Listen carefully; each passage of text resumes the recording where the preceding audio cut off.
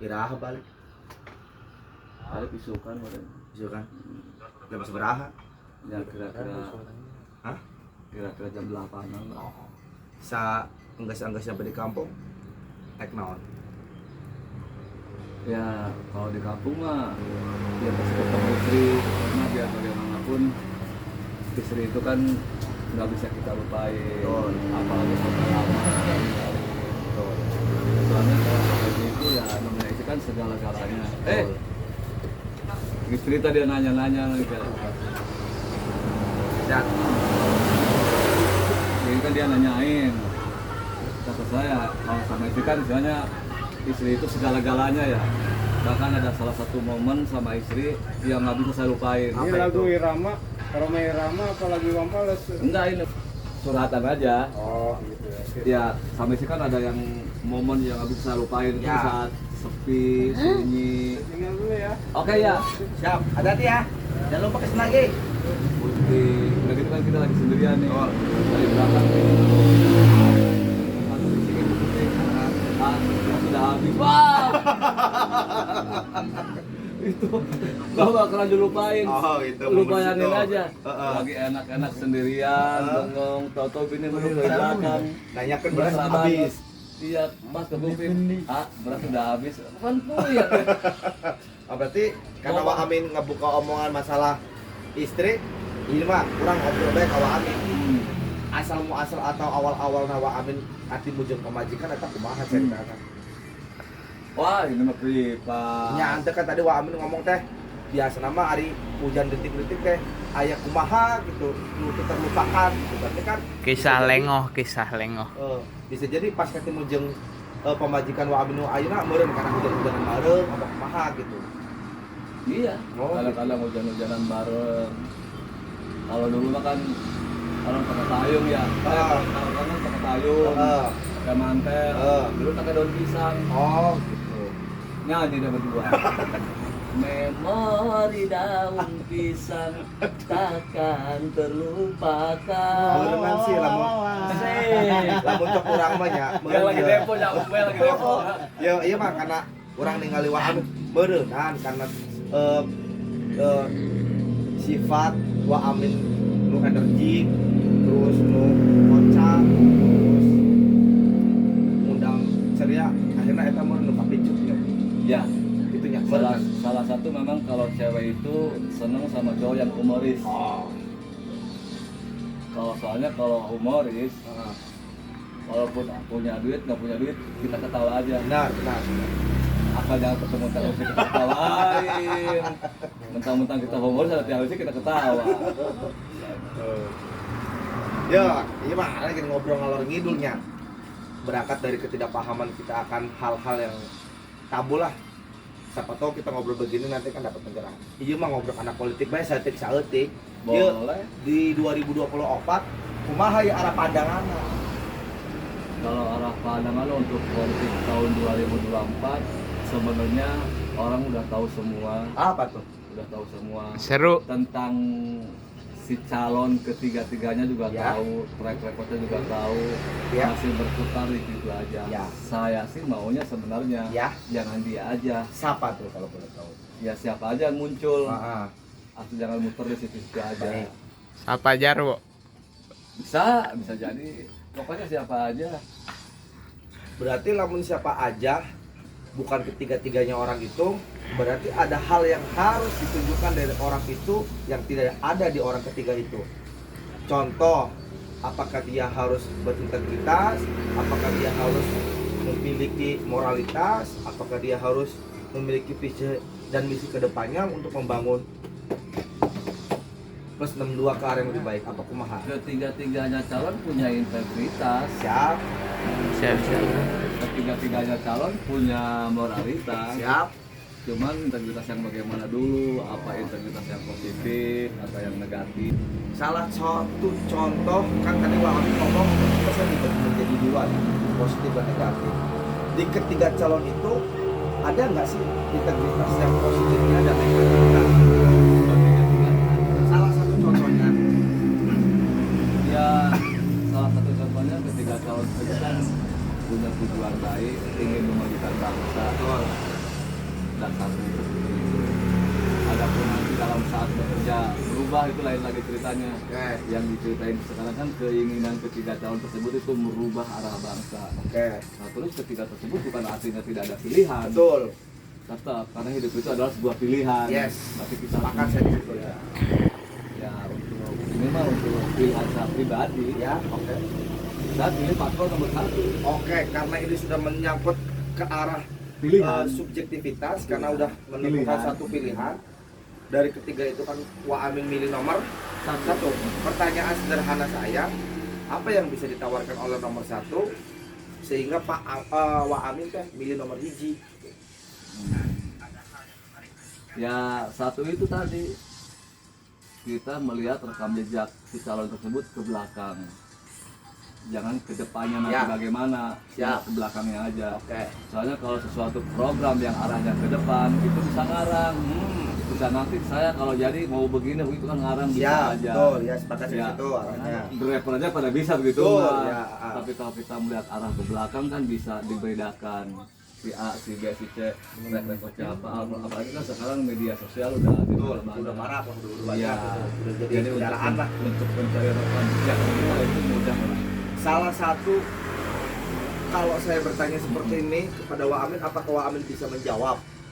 Coba sebutkan jejak rekam dari paslon 1 yang menurut Wa Amin bagus. Sukses dia memimpin Jakarta. Contohnya di apa dulu tuh? Karena saya pengen tahu. Satu, tatanan kota jadi indah.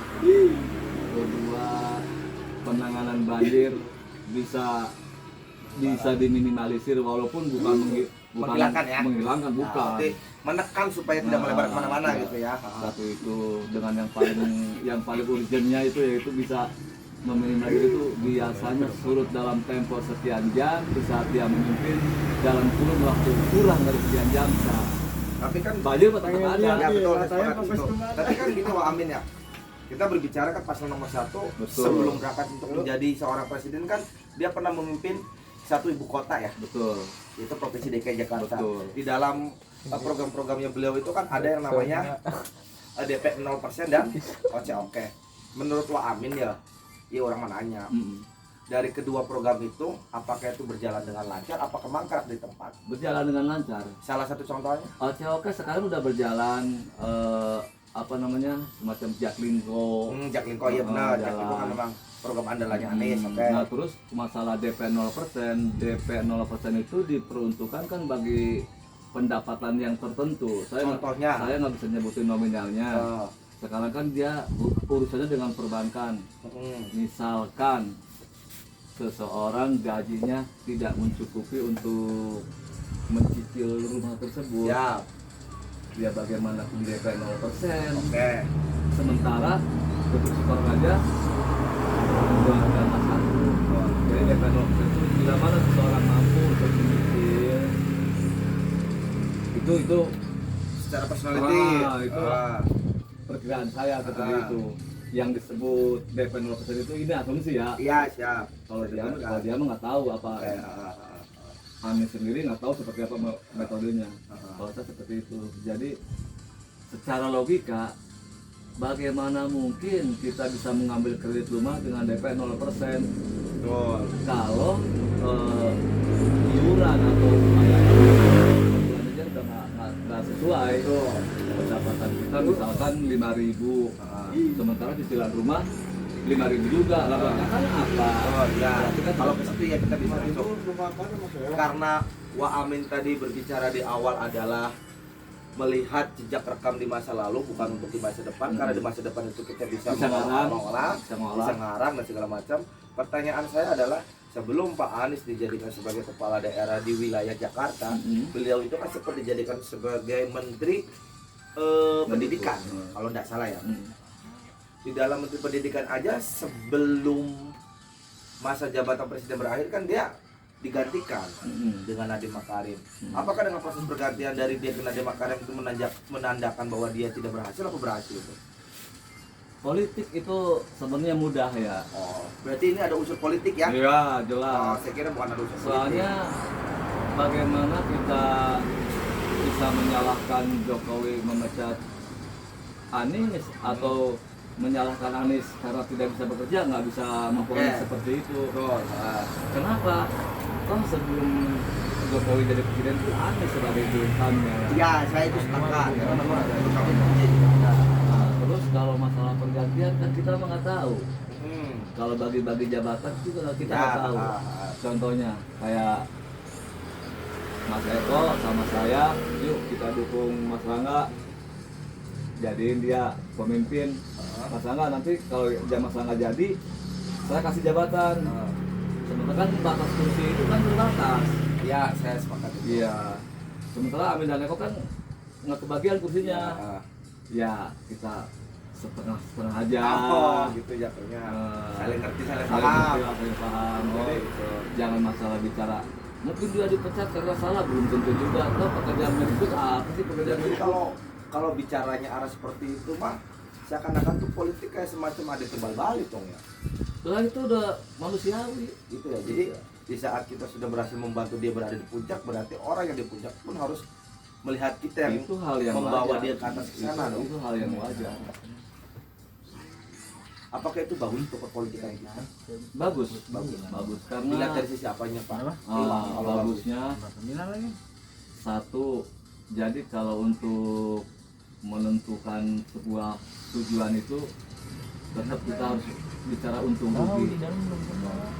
Karena apa? Zaman sekarang kan kalau nggak pakai biaya nggak jalan. Ya. Oh iya, karena amin menyangkut Iya, iya. biaya lagi kan. Saya pernah baca di satu media ya, bahwasanya kan pasal nomor 1 kalau nggak salah dia akan mengeluarkan program atau kebijakan bila mana dia sebagai presidennya. Salah satunya adalah berpolitik biaya rendah. Yang dimaksud berpolitik biaya rendah itu apa sih? Kan Nah. saya nggak paham itu. Setahu saya apa?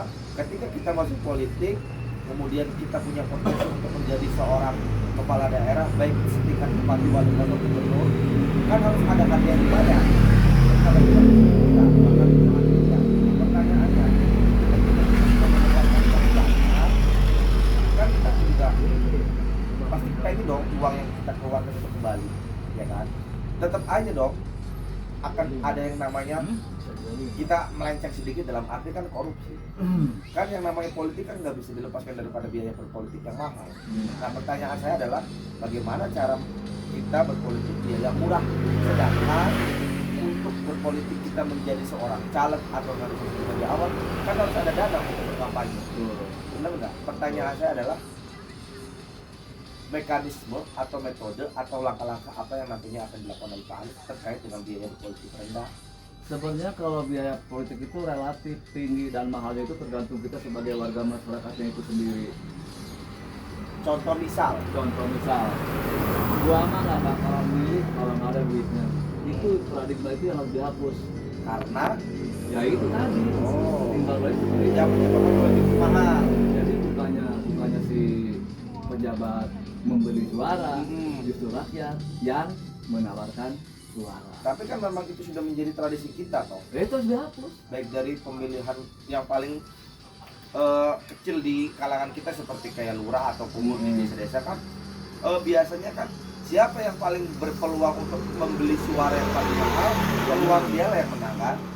Berarti kan antara itu dan biaya berpolitik rendah kan saling keterkaitan. Enggak. Kalau kita sebagai warga masyarakat yang bijak, Oke.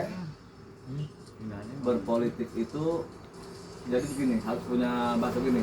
Coba. Mari kita mempolitikkan masyarakat dan memasyarakatkan politik. Ini Salah harus- satu contohnya kan kalian itu bagus nih. Ah. Coba dipersempit maknanya itu biar kita paham. Artinya memasyarakatkan politik itu kita berpolitik dengan cerdas, Seperti dan dengan contohnya? waras. Seperti ya sebenarnya dia di regulasi udah ada, pilihlah pemimpin sesuai nurani hati, itu kan udah jelas. Oke. Oke. Terus? Kenapa harus ada praktek money politik? Karena kan gini ya Wah, mungkin ini masalah pandang saya berangkat dari ketidakpahaman ya. Dan makanya juga saya melihat dan merasakan bahwa saya pemilihan kepala desa di kampung saya ada satu orang yang memiliki integritas dan kapabilitas, orang yang mampu akan membawa desa itu menjadi lebih baik. Dia itu tersisihkan dengan orang yang dalam arti secara ekonomi dia high, secara ekonomi dia mampu, secara ekonomi dia bisa membeli suara, tapi pada akhirnya dialah yang berpeluang untuk menjadi seorang kepala desa dan terbukti dia menang. Pertanyaannya adalah di saat kita dikasih pemimpin yang menurut kita sesuai hati nurani ya akan memajukan udah desa, tetapi karena kembali lagi politik itu tidak dipisahkan dengan yang money, politik itu tidak bisa dipisahkan dengan seberapa kuat Anda akan mampu membawa kita ke arah yang memuaskan kedua belah pihak. Betul. Tetap dong itu akan saling ketergantungan antara politik berbiaya mahal dan politik berbiaya murah. Contohnya politik yang berbiaya mahal dan berbiaya murah lebih dominan yang berbiaya mahal yang akan menang. Salah satu di kampung saya. Nah itu tadi, karena budaya mungkin karena sudah mengakar, kalau sudah mengakar, jadi si calon-calon tersebut itu dia percaya bahwa warga masyarakat itu akan bisa dibeli suaranya. Siap. Itu karena sudah emang dasar seperti itu. Turun temurun gitu ya. Warisan. Jadi intinya seseorang tidak akan membeli barang tersebut bila mana barang itu tidak ada. Kita kembalikan ke warga masyarakat sendiri. Oke. Itu sudah jadi umum. Saya memilih mana aja yang ada outletnya. Kenapa? Itu kedua. Sebenarnya biaya yang lebih jelas itu hanya biaya operasional sosialisasi aja. Oke, ya betul. Kayak pasangan pandu, baliho, kunjungan, sini pembangunan, itu kan biaya. Tapi kenapa ujung-ujungnya warga minta duit? Walaupun nggak semua, cuma sudah berbudaya. Saya memilih mana aja yang ngasih duit ke saya. Nah, karena kan kita kembali lagi ya, yang tadi Wak Amin bilang kan adalah pilihlah pemimpin yang sesuai dengan hati nurani ya. Pak. Iya. Padahal mah gini, ketika ada seorang pemimpin yang sesuai dengan hati nurani, tetapi dia tidak memiliki keunggulan dalam sisi keuangan, sedangkan ada salah satu calon pemimpin yang memiliki keuangan yang berlimpah, tetapi dia tidak memiliki hati nurani, tetapi dia memiliki, artinya terjadi gradasi dong, terjadi penurunan dong. Seakan-akan slogan itu tidak lagi bisa dipakai karena faktanya orang yang berpengalaman, orang yang berduit yang akan berpeluang menang. Sedangkan Wak Amin tadi bilang pilihlah pemimpin yang memiliki hati nurani atau sesuai dengan hati nuraninya. Nah, padahal mah kalau melihat secara faktanya, contoh nih, si A, Mas Rangga, ini kalau saya pilih untuk memimpin wilayah A akan maju nih. Karena apa? Secara fisik, secara misi, secara mental, secara IQ, secara pandang membawa ini kan bagus. Tetapi karena dia tidak memiliki apa yang tadi disebut, akhirnya kan dia tersisih. Sedangkan saya tidak suka nih kepada Mas Iman, tetapi dia memiliki hal-hal yang saya butuhkan dalam hal ini kan uang. Tetap Walaupun tidak dikasih uang. Artinya saya akan memilih dia meskipun saya tidak sesuai dengan orangnya, tapi karena orang tersebut memberikan uang kepada saya, artinya kan tergadaikan dong. Itu yang harus. Nah, pertanyaan saya apakah hal-hal semacam itu tuh bisa dihilangkan? Ya itu kembali kepada diri kita masing-masing sebagai warga masyarakat. Berarti kalau cara Wak Aminnya seperti itu, korupsi yang paling parah ternyata di kalangan bawah dong. Secara tidak langsung. Meskipun kita mengeksposnya ke atas, tapi yang paling banyak kan di bawah. Dan secara tidak sengaja, bukan tidak sengaja, secara sengaja, secara mengiyakan atau tidak mengiyakan, secara paham atau tidak paham, masyarakat juga lah yang mengajarkan kita untuk berkorupsi.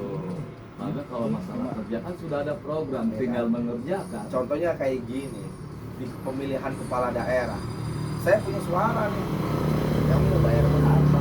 Itu kan sudah ada transaksional, bener nggak? Ketika saya punya satu suara, ada 3 paslon, di ketiga-tiganya itu mampu membeli suara saya berapa? Kalau ternyata ada yang membeli suara saya dengan harga 150.000, artinya ketika dia mampu membeli 2.000, kan sudah habis uang itu. Nah, dari situlah kan pemimpin mikir, uang sudah habis, berarti kan waktunya kita kembali modal kan? Berarti kan surat sini, surat sana, surat sini, surat sana. Artinya kalau benar itu terjadi, ya memang kita sudah diajarkan untuk korupsi dari awal. Bener enggak, Wak? Korupsi itu sebenarnya nggak bakalan bisa hilang di muka bumi. Kalau itu sih pendapat. Nggak bakalan bisa hilang. Cuman kalau ditekan atau dicegah, bukan dicegah. Kalau ditekan untuk tidak terlalu semaksimal mungkin bisa dong. Bisa. Tapi menghilangkan tidak bisa, menekannya mungkin bisa kali.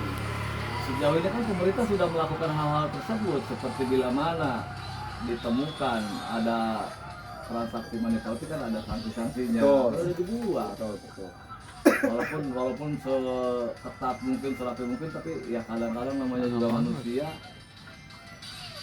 apalagi hukum-hukum itu yang mengetahuinya juga terbatas. Terus sumber daya manusia juga kadang-kadang, contohnya kayak orang ditugaskan Itu sebagai pencet yang ketiga. pengawas, tapi kadang-kadang dia nggak ngerti apa Ya, benar. pengawasnya, Benar. dia malah pura-pura nggak awas. Benar. Kembali ke sumber daya manusia. Jadi dari obrolannya sepanjang ini tetap ya Wak Amin memilih nomor paslon 1 Betul. dengan ya visi misinya, dengan track recordnya dia, berarti Wak Amin memilih dari paslon nomor 1 berdasarkan dari masa lalu rekamnya dong. Nggak ada. Jadi kalau masalah berhenti jadi menteri itu hal yang umum. Reshuffle kabinet hal yang umum. Wajar ya, bila mana kepuasan tidak sesuai, Adapun judulnya reshuffle itu dipecat lah, diganti lah, di ini lah. itu hanya untuk ya retorikanya aja gitu ya, agar terkesan bagaimana gitu. Itu tadi kan saya bilang bisa aja dia gantian. Betul. 5 tahun, kamu 3 tahun, saya 2 tahun. Karena kan kita tidak tahu. Yang penting duduk Yang jadi penting menteri. kan saya merasakan, situ juga merasakan. Kan hitungannya gini, kita jadi menteri 2 tahun.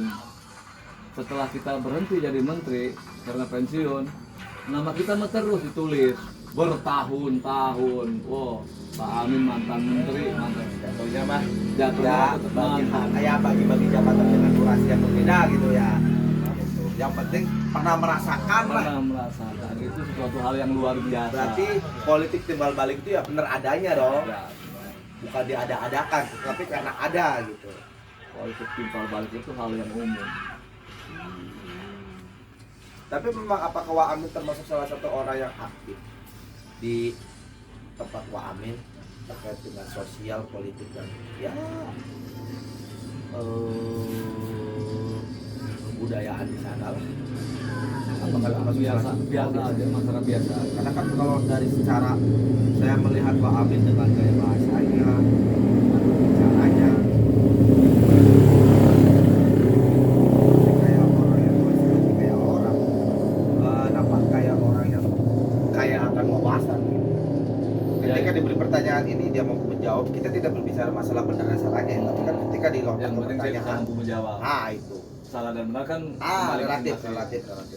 Tapi kan Jadi- dari sini kan saya bisa seperti menilai apakah Wak Amin termasuk salah satu orang yang saya tadi sebutkan di awal aktif kepada sosial, kebudayaan, dan hukum yang ada di wilayah sana. Enggak, biasa aja, warga biasa. Cuman kalau untuk kemampuan berkomunikasi itu ya karena dasar hobi baca. Oh, Karena hobi baca, karena kalau kita hobi baca, kita tidak jadi orang pun, maksudnya tidak jadi apa-apapun atau tidak punya jabatan apapun, atau kita tidak jadi orang hebat sekalipun, tapi kalau kita hobi baca, berarti kita minimal tidak dibohongin orang. siap. Kan Rasul aja pertama yang disuruh itu ikro'ah, Yang artinya baca. Oke. sampai 3 kali. Masa kita nggak mau baca-baca? Skip, sekarang kan zaman skip, ada iklannya tuh skip. Padahal kalau dibaca kan Jadi tahu dong. Artinya dulu ada orang mengatakan dengan kita membaca maka kita membuka jendela dunia. betul, apalagi Android sudah di tangan. Android sudah di tangan itu ibaratnya dunia sudah ada dalam genggaman kita. Ya, jadi kita bisa berselancar meskipun kita ingin tahu Amerika kan nggak perlu kita ke Nggak perlu sana. ke sana. Kita ingin tahu Italia kan nggak perlu harus ke sana. Tinggal masuk ke mesin waktu, kita cari kata kuncinya, kemudian kita jabarkan secara rinci di negara itu ada apa, dan kita pelajari, bener nggak? Dan nggak boleh kalau orang punya kemampuan lebih dari kita tentang wawasannya. Kalau kita menemukan orang seperti itu, kita jangan langsung memplot, sok tahu kamu. Ya, Jangan. karena kan Ya. gini, kita juga nggak bilang sok tahu, bisa jadi apa yang dia baca ya memang itu benar adanya, karena kita belum baca, tapi kan kita sudah diberitahukan oleh yang membaca dulu. Kemudian kita untuk mengklarifikasi dan mengecek kebenarannya apakah yang disampaikan oleh orang tersebut sesuai dengan apa yang ada yang kita baca di situ gitu. Justru kadang-kadang negatifnya juga ada. Yang sok tahu itu menurut saya Wak Amin itu orang yang suka baca, bukan baca sih, orang yang megang handphone, Nggak yang mau baca. menulis, nggak tahu itu tujuannya apa. Menurut saya itu orang yang sok tahu gitu. Sampai tuh handphone meledak itu bentar lagi tuh. Jadi memang ya, kita hobi baca, kita mengutarakan pengetahuan kita, walaupun benar dan salah itu nggak tahu lah, relatif. Toh kita bukan lagi kompetisi yang hanya obrolan biasa, tapi kita akan mendapatkan sebuah tantangan yang nggak enak di hati. Apa itu? Yaitu bahasa so tahu kamu. Ya. Padahal siapa orang sudah yang nggak so tahu? Semua juga so tahu. Iya. Cerita surga so tahu, cerita neraka so tahu. Padahal kita belum datang ke sana ya. Nah, orang saya baca. Tapi kan kalau kita berbicara masalah neraka dan surga kan memang sudah ada di Al-Quran. Tapi kita lagi berangkat deh. Kita tuh berangkat bukan berarti kayak orang yang sok paham, sok ngerti agama. Enggak. Mungkin mereka yang memberikan tentang So tahu makna kamu. neraka dan surga mungkin karena dia telah membaca kitab suci Al-Quran dan di situ kan sudah dijelaskan. Bisa jadi itu adalah kebenaran. Kan kita harus mempercayai Al-Quran meskipun kita kok lu belum ke sana tapi lu udah bisa bilang. Ya sama. Kayak kita menceritakan sebuah kejadian di perapatan, ada yang tabrakan, walaupun kita hanya baca dari media, Padahal mah kita nggak tahu nggak tahu, faktanya. nggak tahu kenyataannya. Di saat kejadian tersebut benar apa adanya dengan apa yang tulis, tetap Fakta dong jatuhnya. fakta, tapi tetap bahasa so tahu kamu ke Solo juga nggak pasti ada, walaupun yang kita baca itu benar. Itu orang yang tantangan kita. Oh jadi itu sebagai tantangan dan berarti kalau itu menjadi sebuah tantangan bagi si orang yang dikata sok tahu, cara menyikapi itu gimana? Apakah kita tidak lagi berbicara dengan dia? Apakah kita berkomunikasi dengan dia? Jangan tanggapi dia. Oh jangan Tanggapi dia. Oke. Jangan tanggapi dia. Kita terus saja lurus, ceritakan tentang pengetahuan yang kita ketahui. Adapun nanti kita di plot so tahu kamu timbang baca dari Google. Ya emang zamannya sekarang zaman Google. Betul, sepakat itu saya. Majalah udah susah, orang media cetak udah nggak ada. Dan ini- Mau baca apa? Iya. Cara teknologi, buku aja bisa diakses melalui internet Nah itu. dan apalagi koran. Soalnya Google itu bukannya ilmu dari mesin, ilmu dari orang ke orang, dari orang ke orang. Tapi dirangkum. dimasukkan ke mesin waktu. Iya. Kalau memang catatan atau kata-kata itu salah, tidak sesuai dengan fakta ya dihapus. Ya sebenarnya benar juga apa yang dikata Wak Amin karena gini, ketika Wak Amin menjadi seorang yang dikatakanlah terkenal, kan namanya Wak Amin bisa masuk ke Google kan berarti kan banyak orang yang apa ya bahasanya ya, mereview ya kan, mereview Wak Amin dari sisi satu tentang latar pendidikannya, kedua tentang hobinya, ketiga tentang semasa hidupnya, kan di situ dirangkum menjadi satu, kemudian dilemparkan ke mesin waktu yang bernama Google. Dari situ ketika kita kata kunci Wak Amin kan muncul. Gitu. Jam berapa nih? Nggak tahu nih. Gue balik dulu ya. Ya siap.